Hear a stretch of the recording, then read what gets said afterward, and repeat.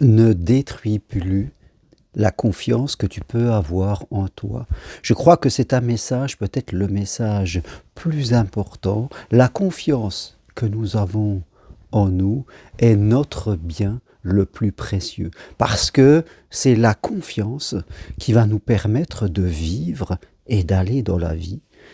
Parce que la vie est un voyage, la vie est une aventure, la vie est une découverte, et c'est la confiance que nous avons en nous, en l'autre, et en la vie d'une manière générale qui nous permet d'apprendre constamment, d'ouvrir des fenêtres dans nos cerveaux, de découvrir, d'aller dans l'inconnu avec l'idée que nous allons trouver des trésors, que nous allons voir, entendre des choses qui vont être superbes et que dans notre cerveau, eh bien, de nouvelles voix vont pouvoir venir. Parce que dans la vie, vous le savez, il y a le passé, il y a le présent et il y a l'avenir. Et la vie est toujours une marche en avant.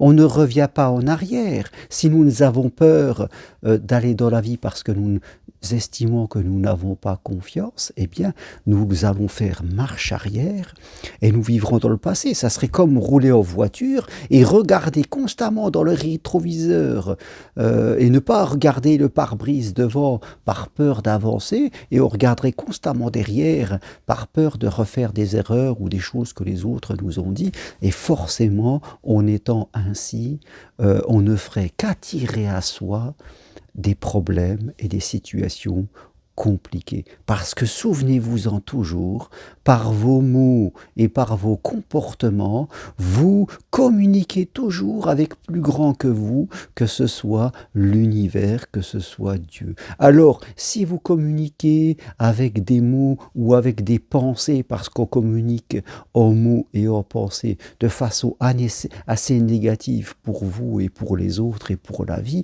vous pouvez être sûr et certain qu'à un moment, par la juste loi du retour, eh bien vous allez provoquer vous-même des situations compliquées dans votre vie. Il est de même avec des attitudes que vous ne pouvez pas avoir envers vous-même et envers les autres. Donc faire très attention à comment vous communiquez au travers de vos pensées, au travers de vos mots et au travers de vos attitudes. Être conscient de cela, de soi, c'est bien cela. C'est bien apprendre à maîtriser ses comportements et ne plus être comme une marionnette qui part dans tous les sens parce qu'elle est complètement dominée par sa chair, c'est-à-dire son émotion. Alors, la confiance en soi, c'est un sentiment. Je le disais dans une vidéo que j'ai faite il y a quelques jours, la vie n'est pas facile. Dans la vie, il y a des joies, il y a des peines, et parfois des grandes peines. Donc ce n'est pas facile. Et c'est la confiance, la foi, dirait-on, qui va nous permettre de faire ce chemin et d'apprendre, de progresser au travers des difficultés que nous allons traverser. Parce que la vie, c'est un chemin de progression. Et on pourrait dire que quand on arrive proche de quitter le monde terrien, eh bien, c'est que nous sommes presque au terme de notre apprentissage. Alors si on s'empêche d'apprendre par peur, on n'apprend rien. On est obligé après de compenser ce vide spirituel énorme. Parce que si on décide de ne pas apprendre parce qu'on a peur, parce qu'on n'y croit pas, ben devant nous, c'est un vide sidéral qu'il va falloir compenser par de la nourriture, par des loisirs, par des jeux, par je ne sais quoi. On devra obliger de compenser ce vide existentiel, spirituel, par du matérialisme, c'est-à-dire des choses qui, fin de compte, vont creuser encore plus le vide. Parce que quand on passe son temps à regarder la télé, à faire des loisirs, et que sais-je encore, eh bien, on ne fait que creuser le trou à l'intérieur de nous. Donc, la confiance en soi, comment la construire et la garder? La confiance en soi, bien sûr, on peut le faire de manière intellectuelle, en analysant notre identité, notre personnalité, notre être. Et c'est important.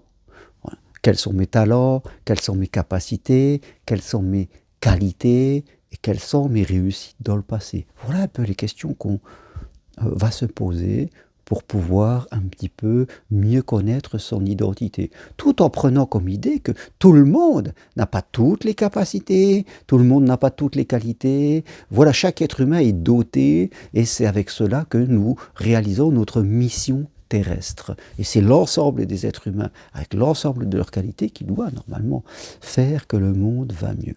Sauf si on s'empêche de le vivre, si on commence à se comparer aux autres et tout cela. Donc une fois que j'ai fait ce travail un petit peu intellectuel, et je le rappelle, la confiance en soi est un sentiment, eh bien c'est par l'action que je vais vraiment la construire. C'est en faisant des choses. La confiance en soi se nourrit de l'action. Une action mesurée en fonction de là où vous en êtes.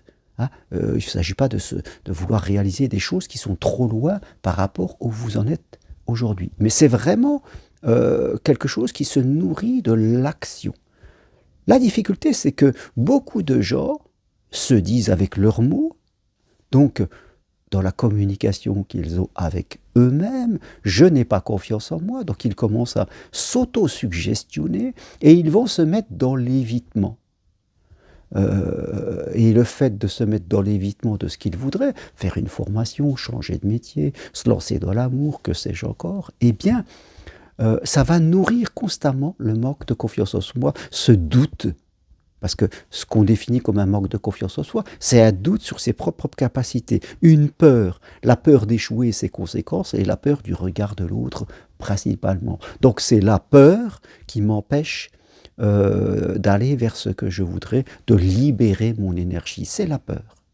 Et bien sûr, plus je suis dans l'évitement, et plus je nourris la peur. Je ne peux pas penser en me disant « Ah, j'ai peur, je n'y vais pas, j'irai quand j'aurai confiance en moi. » Non, c'est impossible. Vous n'aurez jamais confiance en vous. Vous aurez beau faire le petit travail intellectuel qui pourra peut-être vous aider un petit peu, mais ça ne suffira pas parce que ça sera vraiment l'action mesurée, bien sûr, adaptée au moment où vous en êtes, qui va permettre par des petites victoires, de retrouver, voilà, c'est un sentiment. On a fait quelque chose, on est content d'avoir fait, s'être lancé, d'avoir pris une décision, de commencer un apprentissage, que sais-je.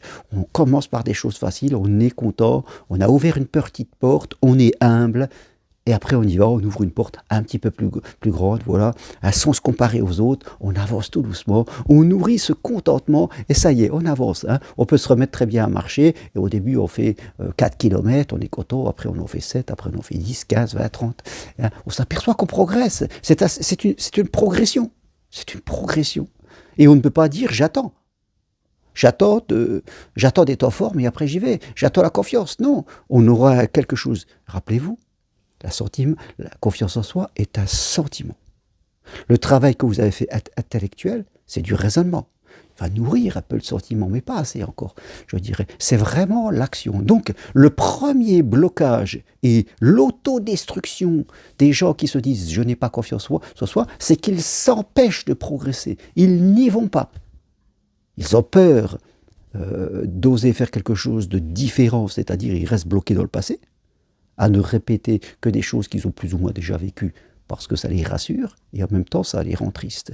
Donc ils se bloquent, et ils ne font que nourrir le manque d'estime d'eux-mêmes. Et c'est ça, on se crée le piège soi-même, et c'est ça qu'il faut faire attention, pour ne pas auto-saboter sa confiance, parce que sinon c'est une souffrance. On souffre quand on n'a pas confiance, on n'est pas bien dans la vie, on n'est pas fluide, on a peur, on se sent en danger, quelque part. Donc il faut se remettre en action, tout doucement, et vous verrez que ça va revenir progressivement. C'est à ça que servent les marches de Compostelle que je mets en place. C'est à ça que je serve la formation aussi individuelle que je propose à ceux qui veulent aider les autres en tant que psychopraticiens ou des accompagnements. Voilà, c'est pas toujours bien de rester tout seul. Certes, là aussi, on se dit, non, je ne veux pas aller vers les autres, je préfère faire tout seul. Mais tout seul a une limite. Forcément, si on est honnête avec soi-même, vouloir faire tout seul parce qu'on a peur du regard de l'autre, on se fait des pièges. On dit, bon, je vais travailler ma confiance, mais je fais tout seul. Je fais tout seul, comme ça, voilà, je n'aurai pas du regard de l'autre. Mais vous savez au fond de vous-même, par l'intuition, que ce n'est pas la bonne voie. Donc, la première des choses, si vous voulez arrêter de détruire la confiance en nous, parce que pour reconstruire la confiance, il faut arrêter de la détruire. C'est arrêter d'éviter et commencer à vous fixer des petits challenges facile. Vous faites le petit travail intellectuel sur vous, vos qualités, vos capacités, vos talents, vos réussites pour mieux vous connaître, vos valeurs, c'est important pour connaître votre identité. Et puis après, c'est une remise en route, voilà, une renaissance pour avancer. Et ça va se faire tout à fait progressivement. Voilà ce que je voulais partager avec vous. Arrêtez d'auto-saboter votre confiance. Merci à vous. Toutes les infos sur ce que je propose, marche, formation, sur mon site germainroncari.com. À bientôt et si vous aimez mes vidéos, appuyez sur j'aime. Bye, merci beaucoup.